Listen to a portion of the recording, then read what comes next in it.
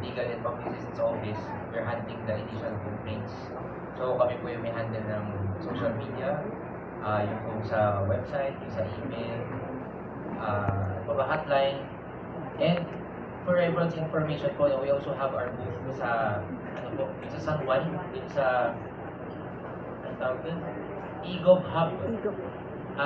Meron na po ba kayong eGov app? Yun po. Meron po kayong eGov app sa phone ninyo. Meron din po kasi physical hub yan na nasa San Juan. We also have our booth there. So kami po ang frontline na tumatanggap po ng mga complaints. So anywhere you can find us. So it's just a matter of awareness lang. So kaya po kayo nandiyan to help us for everyone to be aware. So ayun po.